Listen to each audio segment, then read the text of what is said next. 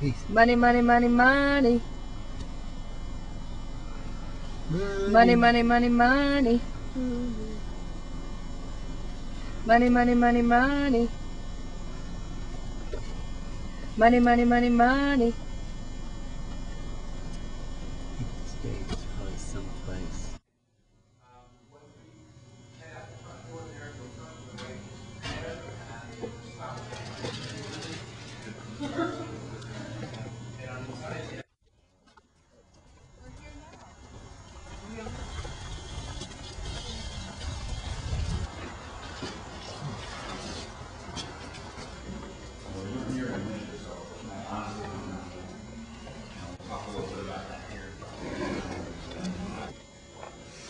Wow.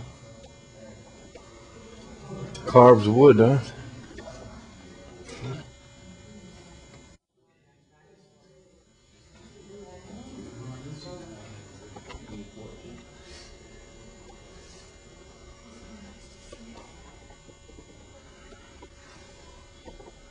So, Paula and Alan at this Vanderbilt estate. We love this place, and we're gonna take it.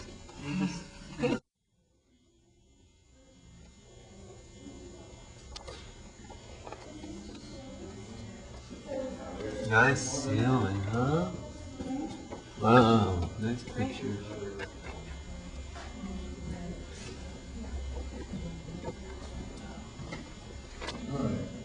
I thought this.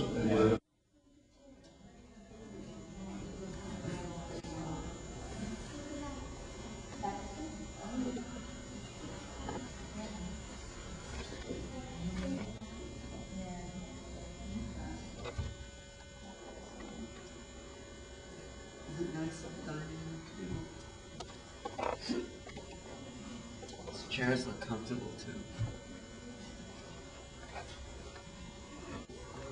Railroads. It was Steamships and railroads starting when?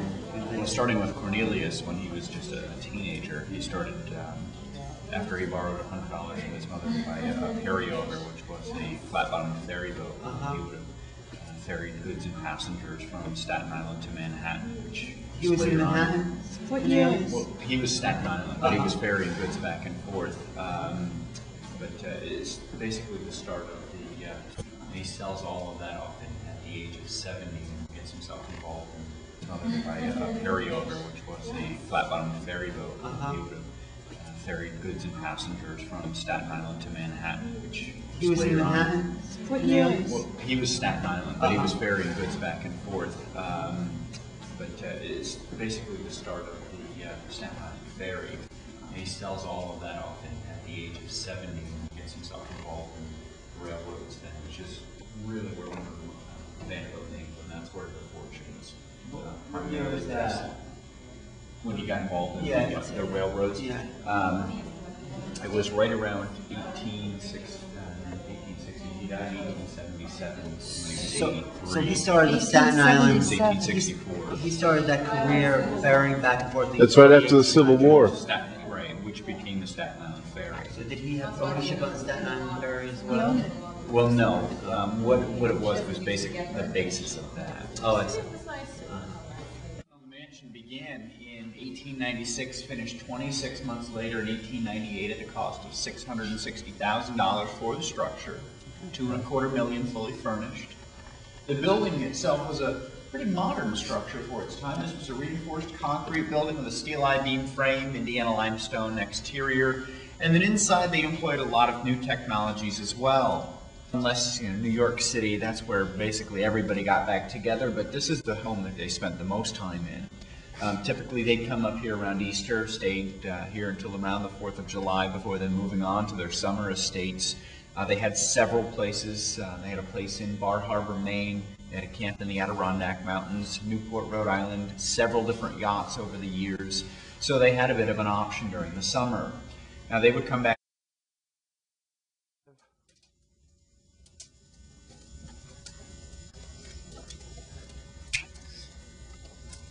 It's just an old shanty in old shanty town, with a roof that's so slanty It touches the ground, just a tumble-down shack by the old railroad track.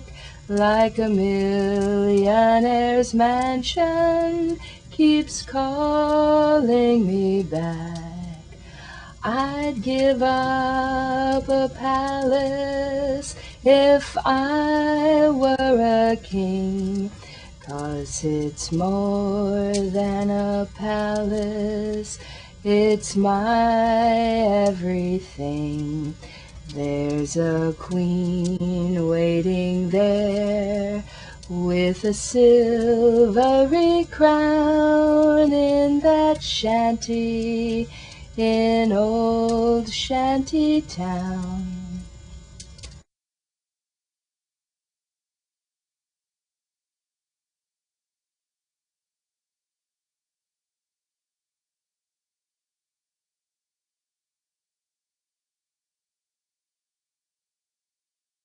Back here for the fall season around Labor Day, stayed here until around middle of November.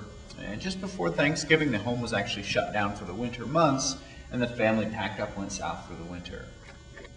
South to the Vanderbilts meant about 90 miles.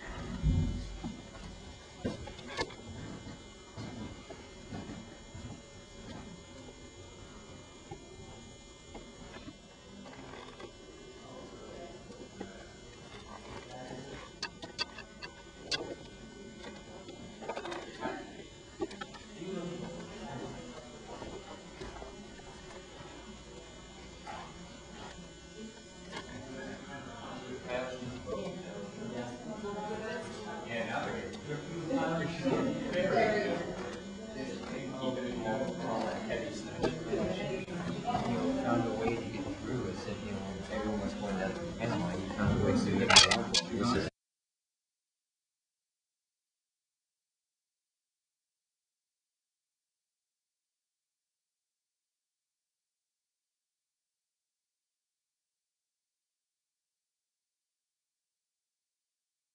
she had a premonition, Victoria, that she to travel up north from down south, and she would meet a great man over at 10 Washington Square, where she met the Commodore. And the Commodore was, he was smitten in Tennessee, and he said he was psychic. And actually, the Commodore promised to marry Tennessee. However, the Commodore at that time was still, his first wife, Sophie, died. And then instead of marrying, because the whole family thought that Tennessee and Victoria were siblings, but he met instead and married a cousin. His name was Frank Johnson. Who was his cousin. He was in his 70s, she was in the 30s. He married her. She had married his cousin. The cousin of Cornelius? Yeah. Women's suffrage movement. It was too radical for that time. You know what? They were just trying to eliminate the hypocrisy. Because the leading families were not what they were pretending to be. Even the ministers. There was a famous minister that she begged him to come clean on it because they really profoundly believed in this. But Cornelius was very open to Victoria Woodhull. Yeah, well, he also liked hearing the seances. Yes. And he was fascinated by The that. whole spiritualist movement was big in the 1840s, 50s. But even said, no, she was, so when they had their little brokerage business, it was so popular and people were so curious that Victoria went up there.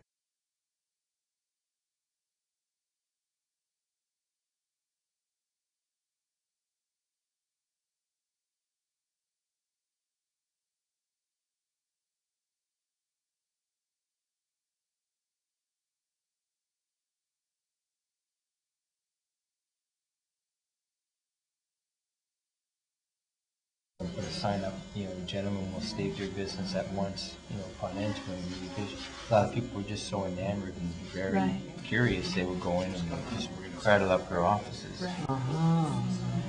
Rooms are maids' rooms. 3-bedroom suite for the head housekeeper.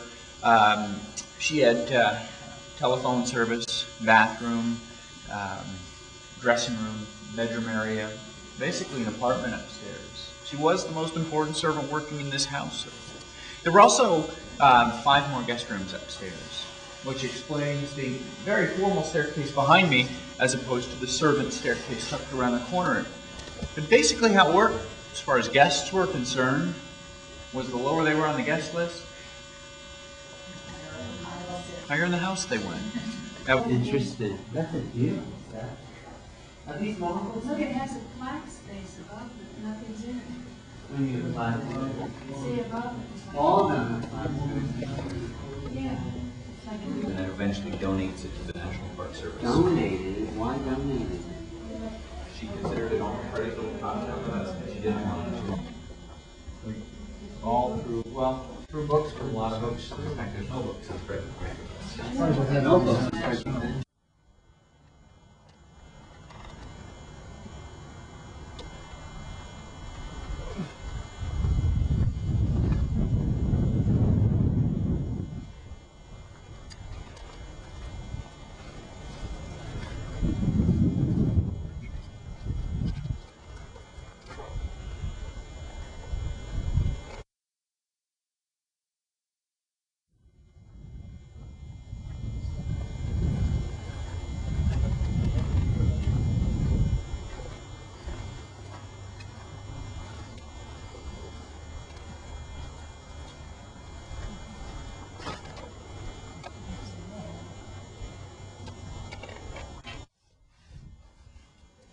So here we are now at the Vanderbilt estate, and this is up near the Rhinebeck area. Some of you might know the Omega Institute.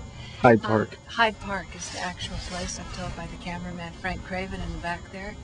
And what I want to point out to my viewers for Farther Down the Rabbit Hole is a few shows ago that I did with Josh Walensky, we had some roll-ins about the Bohemian Club.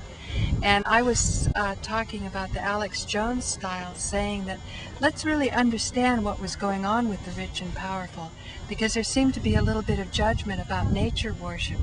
It doesn't have to be difficult and complicated. I mean, look at this incredible location and the inspiration that you get from the physical energy of certain special spots. I don't think you have to be all mysterious or pagan to realize how important it is to have a good location. Now also what's interesting about the Vanderbilts is that Cornelius Vanderbilt, around the time of the Civil War, was very involved and very interested in spiritualism or mediumship. And Victoria Woodhall and her sister Tennessee, they were very beautiful women. They came from somewhere in the Midwest, and they were very gifted. Psychics, mediums, clairvoyants. I'm not sure mediums, but at least clairvoyants. And some people can be skeptical about this. On the other hand, the idea of inspiration, like to be inspired by the muse, is something to keep in mind, because Victoria Woodhall could keep audiences absolutely enraptured with her speech and her speaking ability. She could draw larger crowds than Abraham Lincoln at the time, and she ran for president before women even had the right to vote. And they were going on a technicality saying that the Constitution never said that women couldn't vote. So this was a time when the women's vote, women voting, could have created a third party that might have upset a lot of the corruption that was going on as the Civil War was progressing, and there was a lot of that, I don't know if they call it pork barreling. Today we talk about the no-bid contracts going on in Iraq and Halliburton. But I find it so interesting to see how this woman was able to become the first stockbroker. She had a newspaper that also informed people about the plight of the masses. So anyway, this is Paula Glory with Farther Down the Rabbit Hole, just allowing you to join an incredible opportunity to enjoy a beautiful piece of nature and to consider a little slice of history. Even the great fortunes is only a little slice of the nature of energy. Let me ask, now this lady, you said she was sort of a medium psychic and she would consult as a stockbroker. What was her name again? She was a consultant to the Vanderbilts to estate to make them so rich, right? Victoria Woodhall was, she started off as a clairvoyant, but eventually became close to Cornelius Vanderbilt. And there was extraordinary mediumship that was going on then. Mediums were lifting up pianos with one finger. There was a lot of communication with the departed, and you figure in the Civil War 1 million people died, 1 million men. That means every family lost a boy, and if you, of course, some lost 3, and of course some families had no boys, but it was a huge loss. So there was a lot of trauma in people's souls, and I guess you could say like the astral plane was sort of ripped asunder a bit. These are horrible times for us as human beings with our emotions. But for those who can keep their presence of mind and keep their focus, it's also an opportunity to see into new realities. And the people who lived here for 40 years, they were third generation. They were more or less spending the wealth. Cornelius was the grandfather of the man who actually spent time here. And we just heard from the tour guide that by the time he left an estate of 78 million or so in the 30s, or 38, he was very good to all his employees. He wouldn't get a refrigerator. He kept the ice box because he didn't want the man who was producing the ice to lose a job. So it gives you an idea of money and power and progression of generations.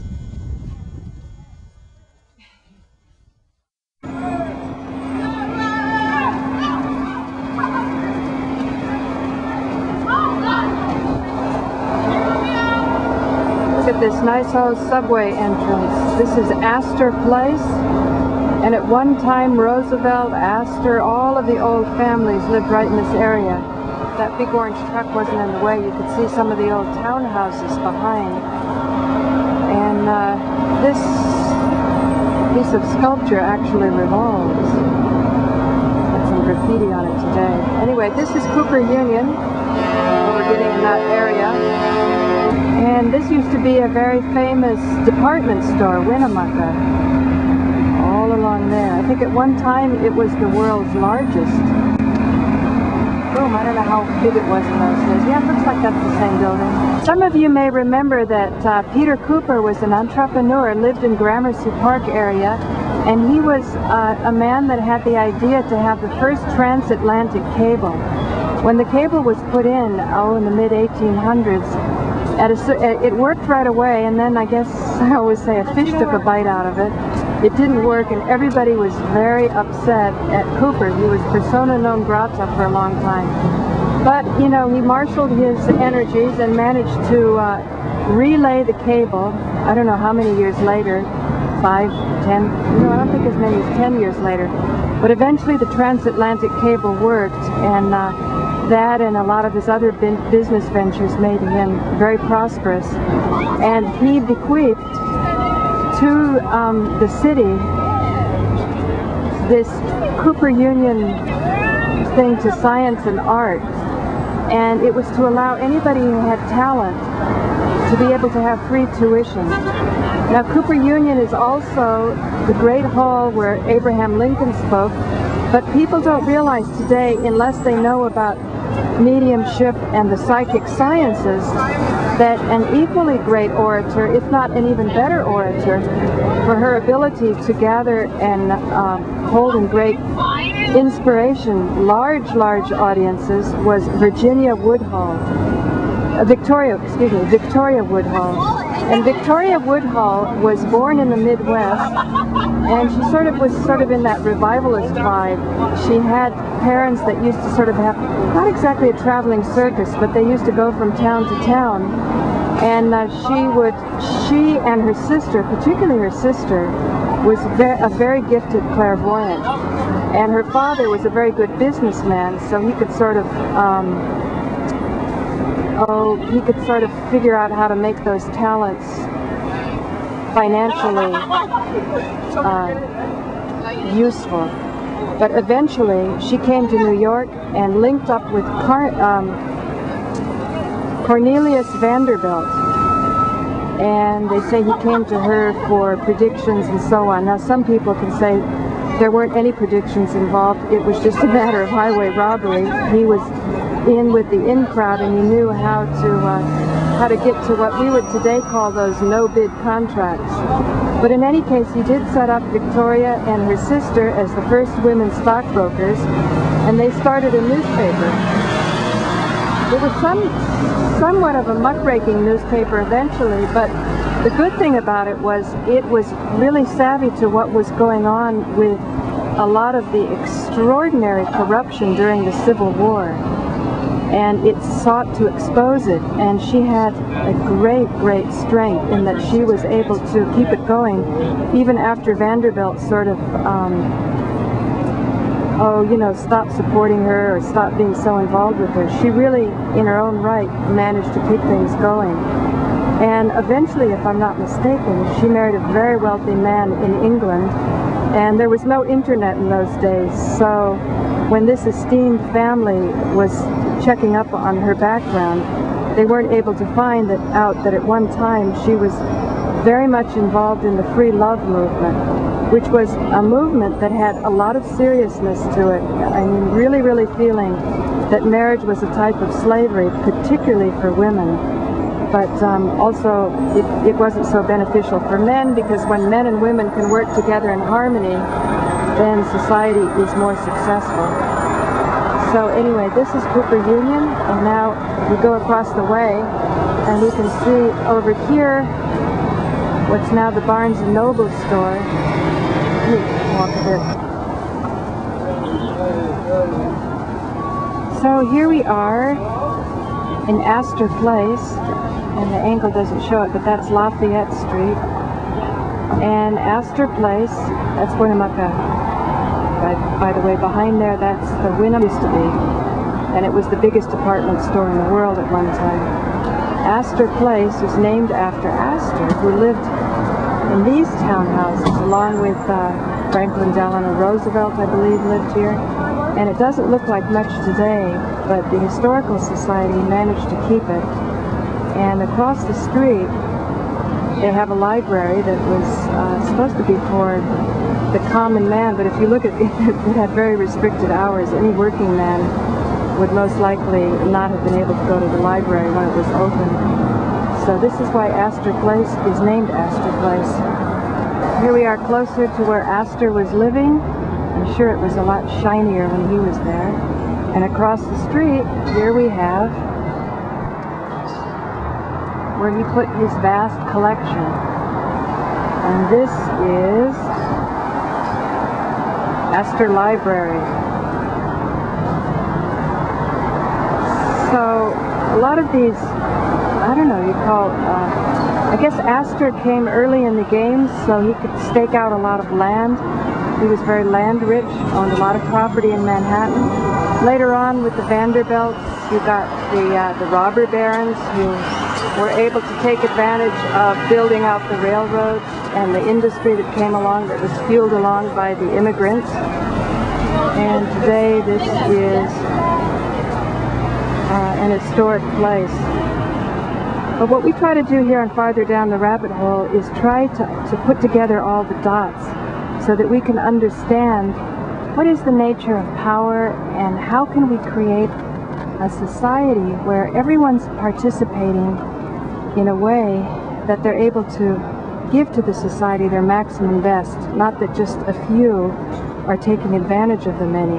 That in the end, the feeling is that if the few can really connect in with the many, it's going to be a more rewarding life, because all human beings have a desire to contribute. And so we've been considering some of the greater contributors of society, both loved and notorious. Thank you for joining me. I'm Paula Gloria, and this has been an episode of Farther Down the Rabbit Hole.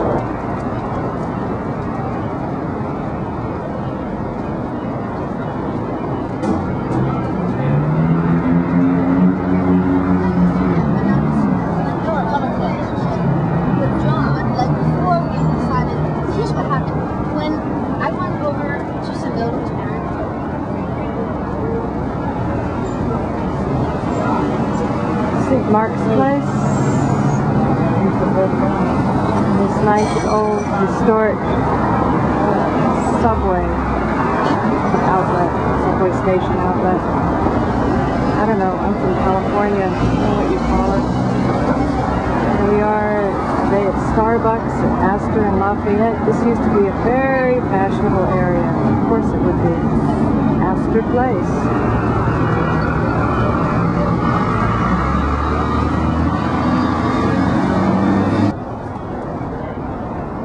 Those of you that know Latin, that's when Peter Cooper, who this is dedicated to, was born. And here we have Cooper Union. So historic, so famous. So many of the great Americans spoke in this hall. And as I said before, Victoria Woodhall used to hold large audiences. Her newspaper was very popular, and it was calling to people's attention all of the wrongs of the day, because she came from a humble origin herself. She was always very partial to the plight of the working man. Although she was notorious for her views about free love, she was much loved by all, because she used the wealth and the recognition and the power that she gained to try to create a better world for everyone. And so this section of the show is dedicated to Victoria Woodhall, and we're so, at least I'm so happy to be standing here at this historic site. It's still standing, and it can remind us of all that this country has been through, what it's pulled through, and hopefully today we can find similarly inspired leaders and enter into new realities. Thank you. This is Paula Gloria, and this has been Farther Down the Rabbit Hole.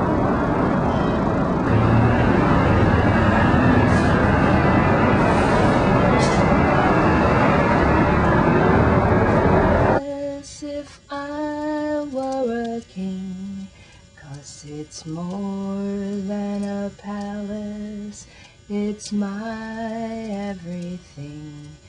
There's a queen waiting there with a silvery crown in that shanty in old shanty town.